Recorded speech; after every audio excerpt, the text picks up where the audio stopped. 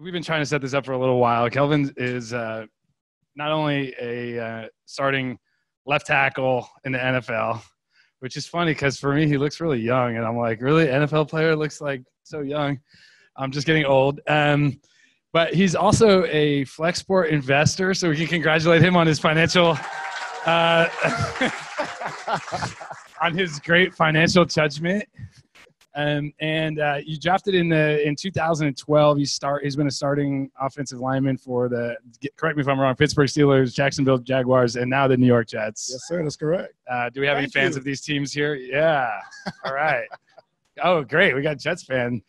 I have to say that since I met Kelvin, got to know him over the years, that I've been just super impressed by his humility and sort of work kindness. And I don't know a lot of NFL players, but it's not exactly what I was expecting. So it's been kind of really refreshing and fun for me to get to know you a little bit. And I kind of have a feeling that Flexport, that Kelvin doesn't get this kind of recognition all the time as an offensive lineman. It's kind of the unsung heroes of the NFL. Correct. So we have to let's give him a nice warm Flexport welcome, everybody. And I think logistics is a little bit like that too. We're kind of like the offensive lineman of business. The trenches. Nobody cares about you until something bad happens. Yeah, it's like only when you let the quarterback get sacked or the shipment doesn't show up on time, then they notice you. I want to.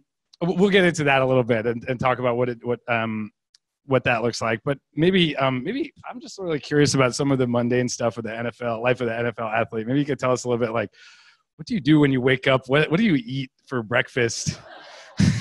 Well, that's changed since I've had kids. But when I was single, solo dolo, I had to cook my own food.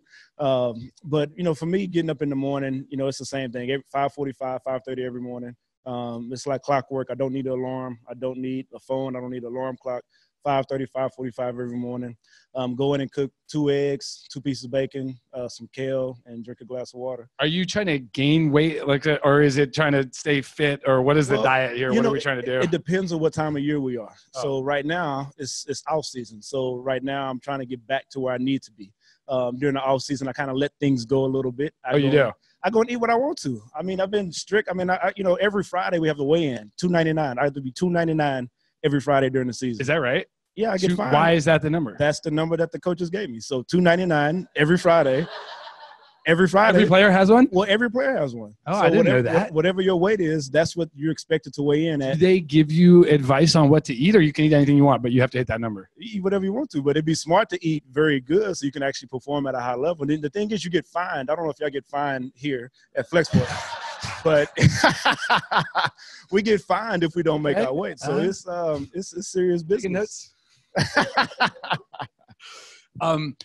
Okay, so tell me more. Like, I guess you must work out a lot every day, and like lifting weights. I worked out this morning. You did. Caught a flight and got here. So literally, I went from working out. I work out at 9 o'clock every morning. We had legs today, so my legs are a little wobbly. From jumping from weights and doing squats and field work. Right. You can tell I don't like to work out that much. No, you do. You look good though. Thank you. How do you make your brain do things that you don't want to do? Like go to the. So you can't always want to work out as much as you have to be in the NFL. Some days you got it and some days you don't. There's a saying in the league, some days the bear gets you, and some days you get the bear. And it's not whether you want to or not, but you got to find a way to make sure that you're doing everything that you can to perform at your highest level. And some days you just don't have it, but you have to continue to put that work in every single day. And I know I've gotten to know you a little bit. I know that you're a family man. You got 2 kids now. One on the way. Another one. Yes, another one. Congratulations. That's great. So the girl she was 4, so must be almost 5 by now. She'll be 5 in November. 5 in November, and your son is almost 1 probably, right? He's 1 now. Is he 1? Yes. What so I know you're a family man. I know that you were at least I read in Wikipedia that you are short for the NFL, which is, obviously you're huge, but smallest left tackle in the National Football League. And I have is that right? The smallest left tackle? Yeah. And by weight and also by stature as far as the height. Yeah. See, and So for those of us who are like, you must have had to outwork other people. I'm just guessing to get to where you are. I've always been put in a box. I see the Flexport box over there, and I see that box, and I'm like, people tried to put me in a box like that as a left tackle. You're not tall enough, you're not big enough, you're not strong enough. But it was one of those things where I had to defy odds, and it's always been that way, and it's always going to be that way. I was a 7th-round pick. I was a 7th-round pick because of my stature and because they didn't feel that the school that I came from was a school that was reputable to be able to come into the league and start. And it's been, just that I wouldn't say an underdog mentality, because I don't consider myself an underdog. I just didn't have the same opportunity or the same exposure. And once I had that exposure and had a chance to make that first impression, I took it and ran with it. Did you say you were a 7th-round pick? 248, 7th-round pick, 248. How many rounds are there? 7. How did that feel, like watching 240? Like you were the last offensive lineman taken. I was the last offensive lineman taken. I was the last. Were tackle. You pissed off? Sad? I was happy to get the call from the Pittsburgh Steelers, but I was pissed off. You were. I stay pissed off. You do. Yeah. So is that one of the motivators? Like, man, I have that list of guys in my office posted up. I have that list in my phone. The guys above you? Yeah. How many are left in the NFL of the 24, 23 year? Above you? You have all the guys, or just the offensive linemen? Well, I mean, not all the guys, just offensive linemen. Not all the guys, just offensive linemen. But it's about 8 or 9 left. Okay. It was 21 taken. But yeah, so to go and I bet some of those guys are not even starting. The guys that are in, I actually work out with one of them, Bobby Massey. We work out together in Arizona. So, it's one of those things I'm reminded daily of where I was drafted. Is that what are the motivators? Like, where do you get drive and a sense of purpose and like get up and go out? Because you need to have a mindset to be in the NFL. It's not physical, as you've shown, like you're the smallest. For me, I had both my grandfather and my father. My grandfather's been blind since he was 19. He's now 92. He taught my dad how to work on cars. My dad had to drop out of school in the 8th grade. He was one of 9. He was the oldest of 9. I saw my dad every morning get up at 5:30, 4:30 in the morning to go work. Sometimes we wouldn't see him at all during the week because he was working. So for me, that mindset and that cadence, you talk about the discipline, that cadence is what I got from my grandfather and my father. So, when people ask about football, I always send it back to where it came from and where I even got the mindset of work ethic and discipline and of just having that consistent cadence every single day. I got it from my family. Is it for you a schedule? It's every day, the same routine, the same discipline. I'm going to go and do this. It's very rheumatic, and even as a family, we're built that way. It's crazy now. My son is 1 at 6 o'clock. He starts acting different because he knows he's about to go to bed. It's 6:30 in the morning when I hear my daughter walking down the stairs. It's crazy to see that I now have somebody that does things just like I do things. At 6:30 in the morning, my daughter's coming down to see me in the office. Yeah. Wait till you have that. Same I can't wait. Can you? So, I'm sure, knowing you the way I do, that you're a family man and a man of routine and discipline. Like, you're not out there partying and being all rambunctious like probably some of your teammates. I cannot speak, nor have I ever spoken for my teammates or other people that I've played with. Okay. I can speak for myself. Okay. But you have to be teammates with these guys. I do. I love them. Yeah. But how do you deal with that where you're like, you see someone maybe who's even more gifted than you physically, but doesn't put in the same, maybe they don't have the same motivating factor, the same drive, the same, what is it that allows you to have the empathy to sort of understand where's that person coming from? How do you help them be the best that you can without, you can't change them. So you can't change them, but I think that's part of being a leader. That's part of being a good manager for those who are here, is not everybody thinks like you. Not everybody comes from the same background as you do, nor do they have the same drive nor routine as you do. And it's being able to meet them where they are. I love to eat. I'm an offensive lineman, man. I told you I'm trying to cut things right now. What do you weigh right now? Where 299 is coming up? Can I ask that? That's rude, isn't it? How long do we have, and how much? When do we need to change trajectory? So I'm 309 right now. Okay, so you got to lose 10 pounds by November. Are we gaining weight now? Is the cycle going up or down? This is I'm on the downhill right now. So this morning I cooked 1 egg instead of 2 eggs. But I'll be all right. I mean, we report April 8th. And then we actually don't start. So April 8th, you need to lose 10 pounds by April 8th. Yeah, that won't be a problem. I can lose like 10 pounds in a week. Like my body, I can. Does anyone want to know how he does that? How do you do that? Don't eat past 7 o'clock. Okay. Drink a lot of water, and eat more meals, more smaller meals. More smaller meals. Yeah. That's how I do it. I can't speak for everybody. But if I wanted to lose everybody's different. Yeah, everybody's different. If I want to lose this 10 this week or this weekend, I could probably get it done. I just want to eat. Now, the thing is, again, that's discipline. Like I fast 3 times. I fast before training camp every year, 3 days, 3 nights, no food, no food, but all water. Like us as athletes, we know how to get where we want to. And if we have to make sacrifices and very, very hard sacrifices, we're willing to make those sacrifices to get where we want to get to. Yeah, that's hard. But at least on the body, I can't do it. I'm like, I'll work hard, but you do a good job working hard. Can you? I want to go back to this idea of like the offensive lineman as and logistics being a kind of like the similarity and not getting, only getting recognized when you commit a penalty or screw up or something. And first off, I have a really good idea for a TV commercial where you're like, logistics is like the offensive lineman in football. No one notices you unless you use Flexport. And then we got you picking up the fumble, like juking people, running for the end zone.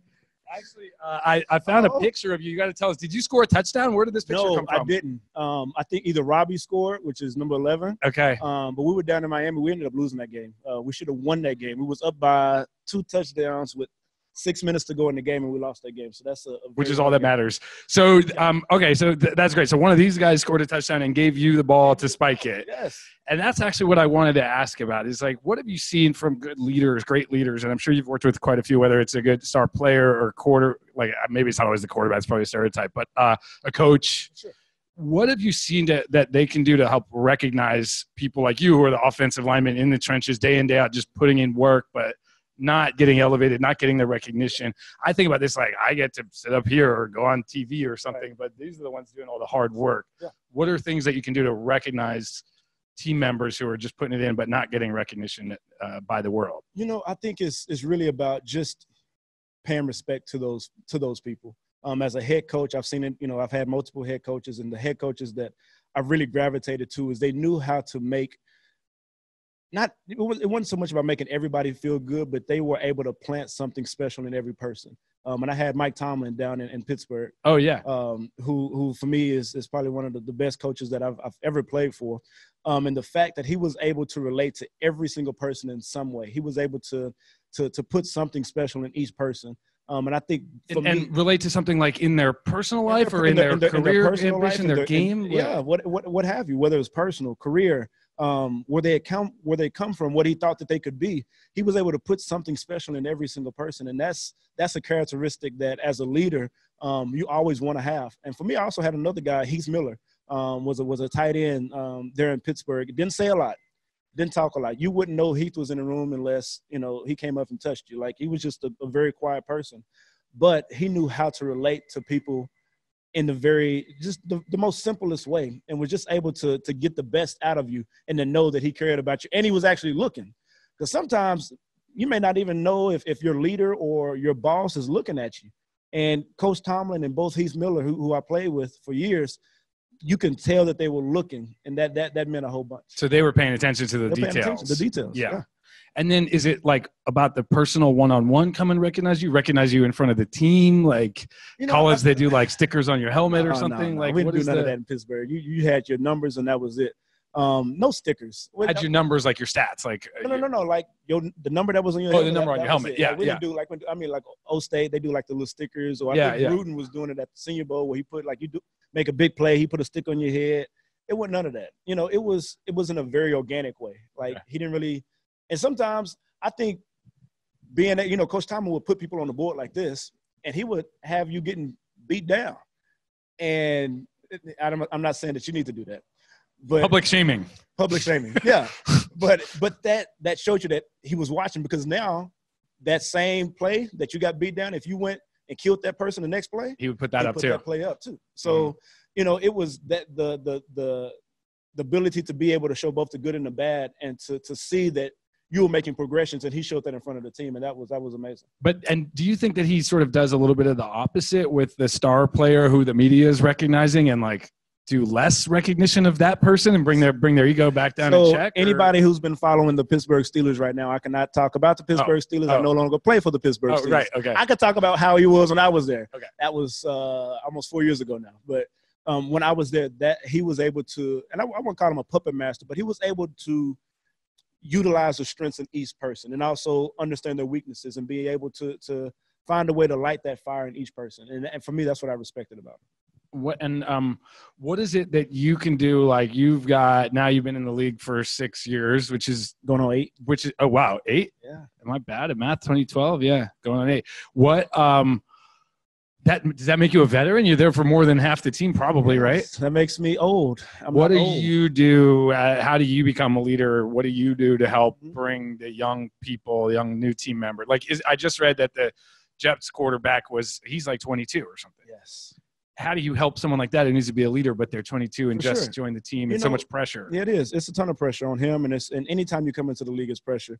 But for me, I'm organic. I like doing things organically. I like building relationships organically. That's how we've kind of got off to a great foot. It's just been organic. I head to LA on Monday, and I hit Sam up. I'm like, hey, Sam, I'm coming to LA. Let's go do dinner. It's on me. Let's do dinner. Jamal Adams is another young guy on our team. I'm like, I sent him a text the other day. I'm like, hey, this Beachum, we need to talk. Let me know you got some free time. Another young guy, Marcus May, second round pick from 2 years ago. Going to hit him up. His birthday is coming up on the 10th. Going to hit him up on the 10th. Hey, this Beachum, hit me up when you got some free time. And we just, again, it's our relationships, just building an organic relationship. And they saying how I'm leading. They lead in their own perspective way. And as we continue to build this team and this culture that we're trying to build here in New York, I don't know if I'm going to be here for the next 10 years, but y'all going to be here for the next 10 years. How do y'all want this culture to be? And having that type of conversation right now while they're young. Yeah, and just showing that you really care about them personally, like in the offseason, reaching out to them. What do you do when one of these folks is not acting, behaving, going to the nightclubs, partying too much? I know you say it's their business, your teammate, but when the kid's brand new on the team and you want to be the mentor. I come and put my arm around them and I say, let's go for a talk. Let's go for a walk. Let's talk about what you got going on. And I've had those talks with a number of people. Yeah. Is this the career that you want to have? Can you really burn the candle on both ends? Can you go and burn it in downtown New York? And can you come back down to Florham Park and take care of business on Wednesday, Thursday, Friday, Saturday, and come and play on Sunday? If you can your first 2 years, more power to you. But the game of football ages you very, very fast. Yeah. A 24-year-old, the body may be somebody like a 35 or 40-year-old because of injuries. Unless you're Tom Brady. What is it with the Tom Brady that lets him play? Are people starting to adopt his diet and stuff? Is that everybody can't do that. I can't do the vegan, I had like a juicer, before I came here, but I can't do that every day. Like I can do it, periodically. Okay. But that's the life that he lives. And the thing is, you got to also think about this. He's a quarterback. The game has changed and is taking care of quarterbacks. Oh, I see. Now, if you would have said 10 years ago, him playing in that era where they can still hit quarterbacks after they've thrown the ball, I don't know if he'll still be around. I see. Okay, so he's not as tough as I didn't say that. I just see you putting words in my mouth. I got to play this guy this year twice. All right, everybody, give a round of applause for Kelvin. Thank you.